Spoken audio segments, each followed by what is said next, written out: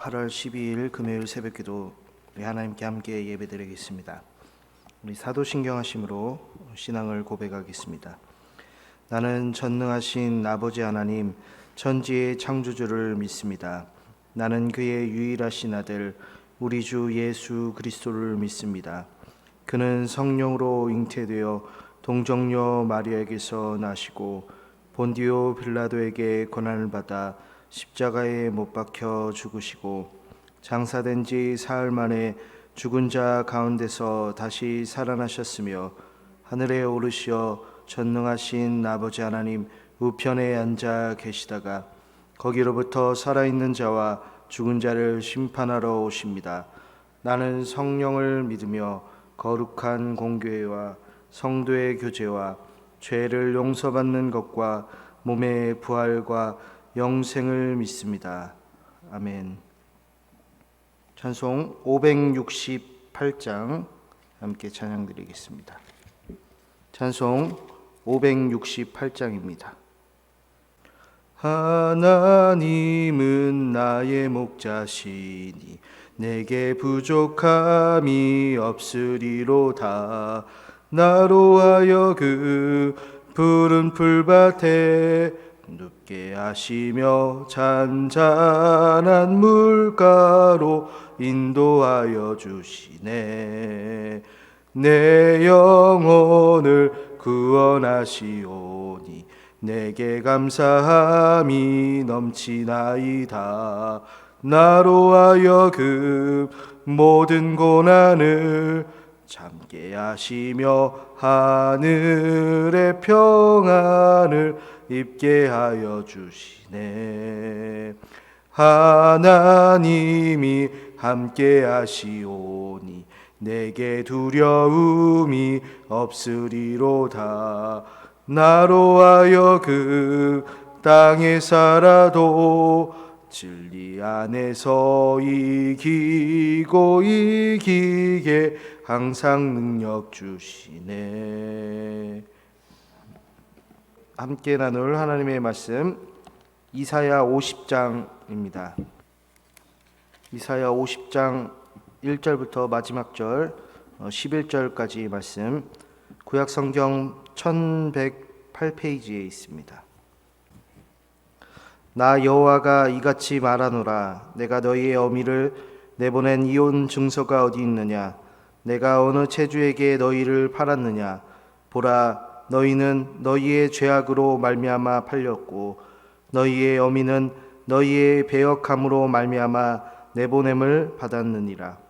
내가 왔어도 사람이 없었으며 내가 불러도 대답하는 자가 없었으면 어찌 됨이냐? 내 손이 어찌 짧아 구속하지 못하겠느냐? 내게 어찌 건질 능력이 없겠느냐? 보라, 내가 꾸짖어 바다를 마르게 하며 강들을 사막이 되게 하며 물이 없어졌으므로 그 물고기들이 악취를 내며 갈아여 죽으리라. 내가 흑암으로 하늘을 입히며 굵은 배로 덮느니라.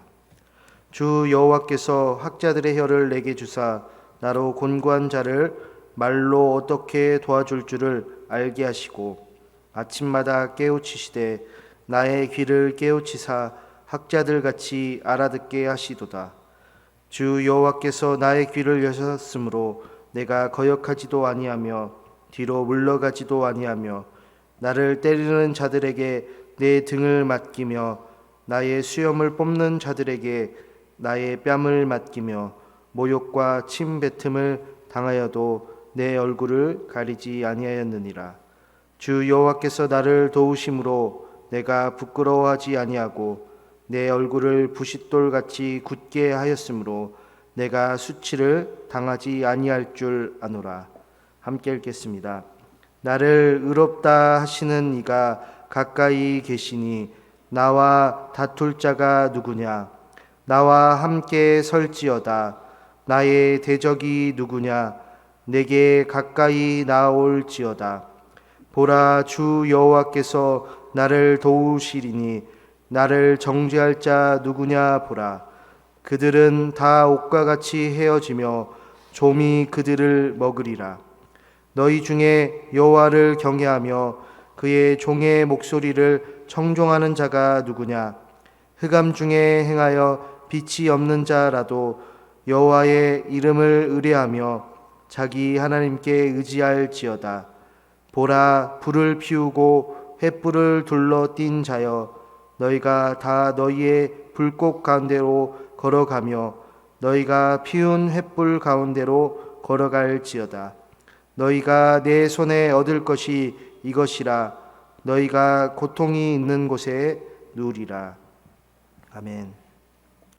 현재 우리는 어렵고 역경의 시대를 살고 있어요. 그래서 이사야가 적힌 지금 시대상을 이렇게 쭉 계속해서 살펴보면 우리가 처한 시대와 정말 같다, 유사하다 할 수 있는데요.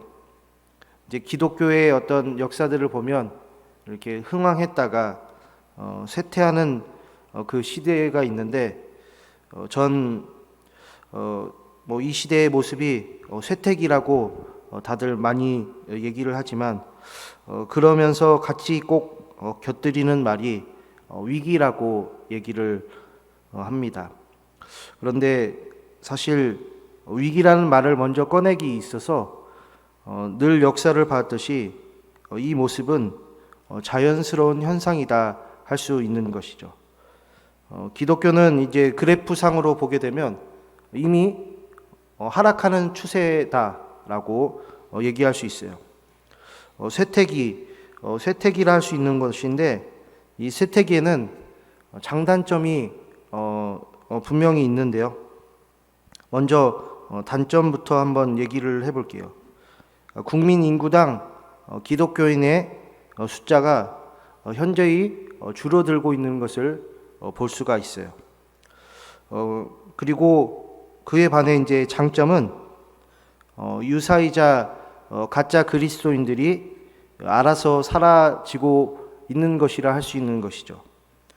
그러니까 끝까지 구원을 이루는 성도님들이 남게 되고 복음을 갈망하는 사람들이 교회에 남게 된다라는 그러한 장점이 있어요.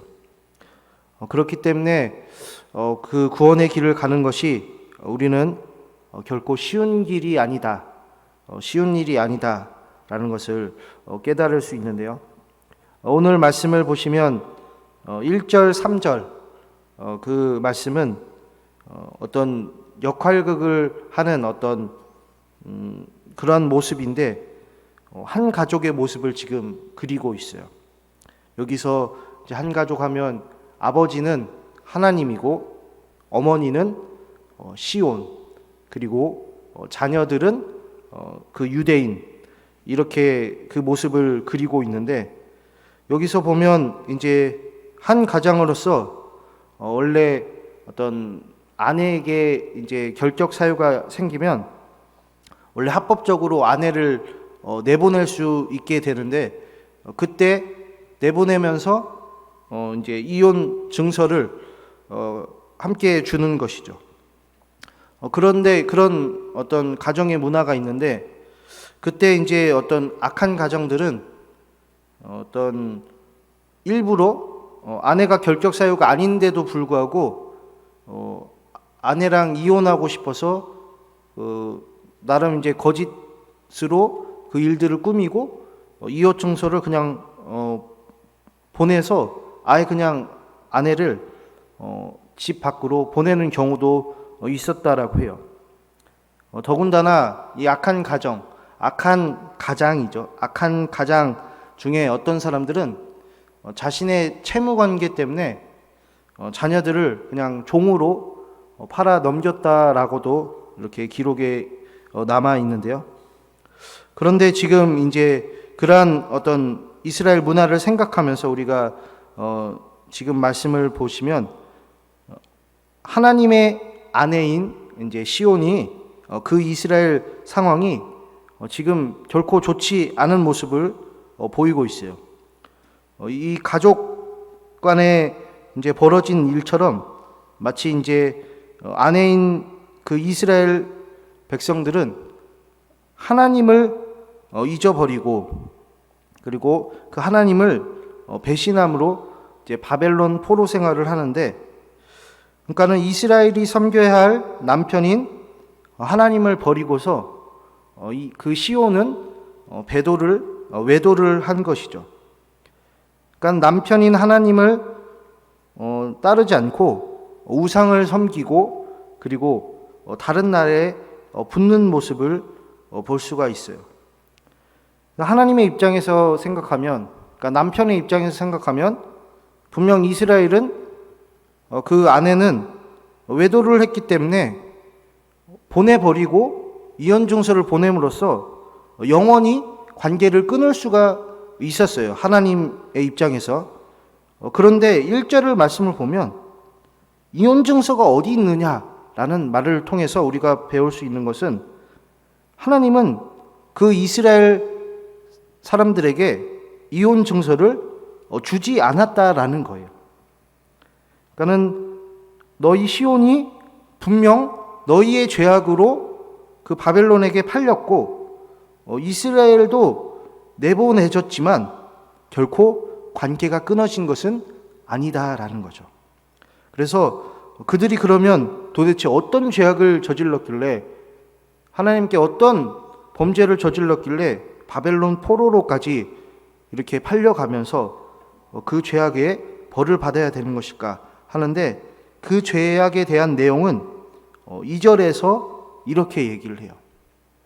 남편인 하나님이 아내를 부르는데 그 아내가 대답이 없는 거예요. 그러니까 하나님이 어떻게 그 아내에게 신호를 보냈냐면 자신의 선지자를 시온에다 보냈는데 그 선지자의 말을 다 무시하는 거예요. 그러니까는 그 말은 어떻게 보면 하나님이 능력 없는 자다, 하나님은 내 남편이 아니다 라고 그 아내가 선고를 한 것이죠.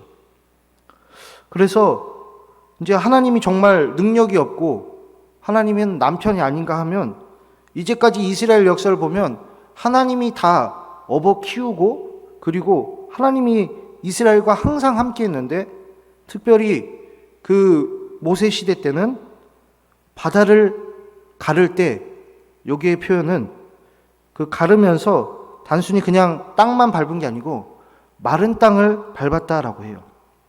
그러니까는 강이 사막이 된 거예요. 그 사막길을 걸었던 그 이스라엘 백성, 하나님의 은혜로 그 홍해를 건넌 이스라엘 백성, 하나님의 능력을 잊어버린 것이죠. 3절에는 하늘을 굵은 배로 덮듯이 이제 흑암으로 캄캄하게 하신 것인데, 이렇게 하나님의 놀라운 행사, 남편의 힘을 보고도 아내 이스라엘은 전혀 반응이 없는 거예요.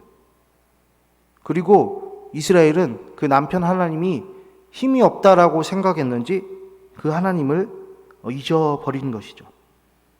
여기까지 보면 우리는 더 이상 희망이 없는 상태인 것처럼 보이지만 4절부터 한 희망적인 사람이 나타나요. 하나님께서 내게 가르칠 능력을 주시고 하나님의 목소리를 청종할 수 있는 길을 내게 주셨다라고 얘기를 해요. 그러니까 이 희망적인 사람은 혀와 귀가 바로 하나님께 맞춰져 있다라고 얘기를 해요. 그래서 하나님을 배신하지도 않고 등을 돌리지도 않는다라고 얘기를 해요. 더군다나 이 희망적인 사람은 아내 이스라엘, 아내 시온은 하나님께 배신하고 등을 돌린 적이 있고 그런 적이 있었는데, 감사하게도 이 희망적인 사람은 계속해서 하나님 편에 서 있는다라고 얘기를 해요. 그래서 하나님과 반대편에 있는 그런 대적들이 오히려 그 희망적인 사람, 하나님과 같은 편을 공격하는데요. 그래서 이스라엘 사람들에게 모욕을 주듯이 6절 말씀에 최고의 모욕을 이제 선사하는데, 6절에 수염 뽑는 것, 뺨을 맞는 것, 침뱉음을 당한 것, 이거는 이스라엘 문화에 있어서는 완전한 정말 쌍욕이에요. 그러니까 이 세 가지는 명예가 없다라는 말이에요. 지금 그러니까는 하나님의 편에 서 있는 희망적인 그 사람이 지금 명예가 전혀 없다라고 얘기를 하는 그런 행동들을 취하는데 정말 이상하죠? 분명 하나님 편에 서 있는 그 사람이 지금 오히려 불명예를 당하고 그리고 그를 공격을 해요. 그런 모습을 봤을 때 이스라엘 악함이 정말 크구나. 마지막 선지자 그 예수님을 보냈을 때도 그들이 예수님을 죽이잖아요. 그런 것처럼 지금 희망적인 사람, 바로 우리를 그 이스라엘의 악함에서 우리를 건져낼 그 사람은 오직 예수 그리스도밖에 없다라는 말을 지금 이 말씀에서 하고 있는 것이죠. 그런데 지금 이 이사야를 지금 계속 얘기하고 있는 그 이사야 선지자, 그러면 이 말씀이 사실 이사야에 관한 말씀이 아닌가 라고 얘기를 하는데, 이스라엘이 이렇게 이제 어떤 바벨론 정부에게 이제 뭐 고문을 당했다, 그런 기록은 사실 이 외에는 없는데, 그래서 학자들이 말하기를 4절부터에 나오는 그 희망적인 사람은 예수 그리스도다라고 대부분 얘기를 해요.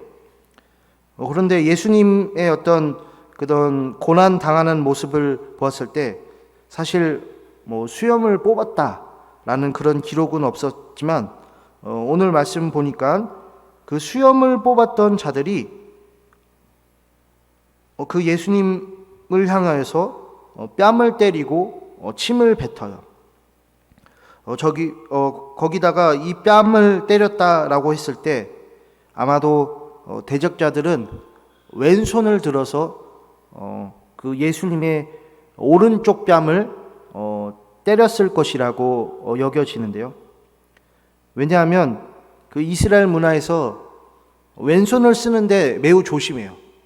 왜냐하면 왼손은 항상 상대방의 오른쪽을 공격할 수 있기 때문에 그들은 그 왼손을 뭐 손가락질 한다던가 뺨을 때린다던가 그런 잘못된 어떤 명예를 실추하는 행동을 할 수 있기 때문에 상당히 왼손 사용하는 것을 조심스럽게 여깁니다. 그렇다는 것은 왼손으로 상대방을 공격한다는 것은 완전한 모욕이에요. 너는 이스라엘 사람도 아니다. 너는 하나님을 신성 모독하는 사람이다 라는 말과 같기 때문이죠. 근데 예수님이 지금 그 고통을 자신을 배신한 아내 그 이스라엘을 위해서 당하신 것이다 라고 지금 얘기를 하는 거예요.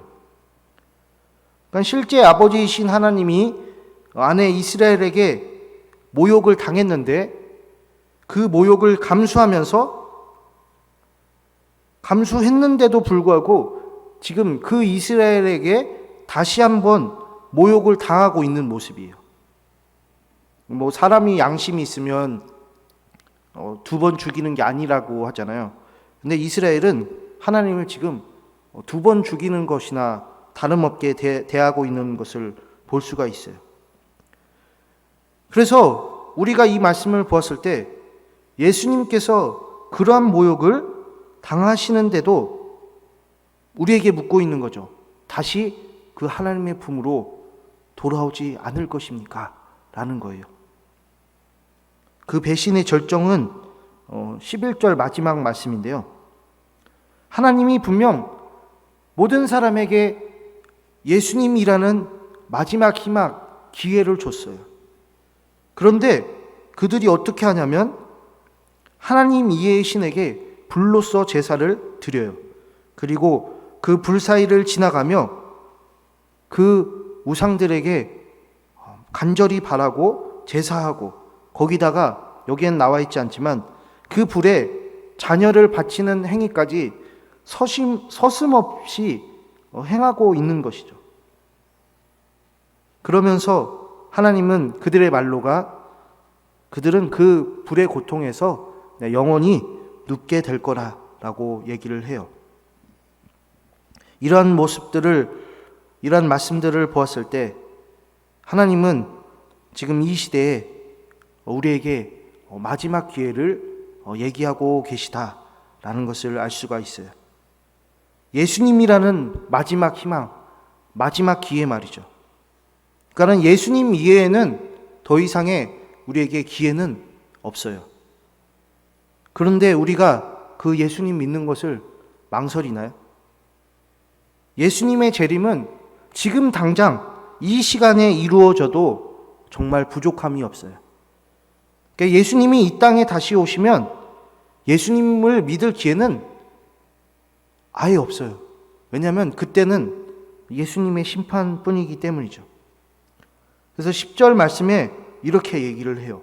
너희 중에 누가 여호와를 두려워하고 여호와의 종에 복종하고 있나요? 어둠 속을 걷고 있고 빛이 없는 길을 가는 사람이라도 이 여호와의 이름을 의지하고 하나님을 믿으라 라고 얘기를 하는 것이죠. 하나님이 이 땅에 주신 그 예수 그리스도를 의지하고 믿지 않으면 우리는 영원한 불 속에서 눕게 될 거예요. 그래서 예수님 믿는다는 것은 우리는 느긋하게 믿을 수가 없는 것이죠. 우리가 그 하나님께 잠시 기다려 주세요. 제가 할 거 다 하고 나서 제가 어느 정도 나이가 차면 믿어 볼게요 라는 말을 할 수가 없는 거예요. 예수님도 자기 백성들에게 고통을 당하셨는데 그 예수님 믿는 사람들에겐 그 고통이 없을까요? 당연히 예수님 믿는 것도 고상하게 믿으려고 한다면 우리는 그 욕심을 버려야 할 거예요. 우리가 그 예수님을 의지하고 그 예수님을 믿고 그 예수님을 따르는 것이 가장 중요한 것이구나. 오늘 말씀을 통해 깨달아요. 우리가 이렇게 그 예수님의 복음으로 살고 있는지 오늘 말씀을 통해 함께 점검하길 원해요. 하나님 아버지 감사합니다. 오늘도 그 이사야의 말씀을 통해서 복음을 들려주시고 또한 구원을 보여주시니 참으로 감사합니다. 예수님만이 우리의 희망이며 또한 마지막 기회입니다. 우리가 그 예수님을 따르게 하여 주시고 하나님의 말씀처럼 끝까지 구원을 이루는 하나님의 백성 되게 하여 주옵소서. 우리가 하나님의 품으로 다시 돌아오길 원합니다. 또한 우리 교회를 코로나 여러 가지 문제로 떠난 우리 성도님들 하나님께서 잃은 양을 찾듯이 다시 그 잃은 양들도 하나님께서 구원을 베풀어 주시고 찾아주시길 원합니다. 한 영혼을 우리가 소중히 여길 수 있도록 복을 내려 주옵소서. 예수님 이름으로 기도합니다. 아멘. 하늘에 계신 우리 아버지, 아버지의 이름을 거룩하게 하시며 아버지의 나라가 오게 하시며 아버지의 뜻이 하늘에서와 같이 땅에서도 이루어지게 하소서.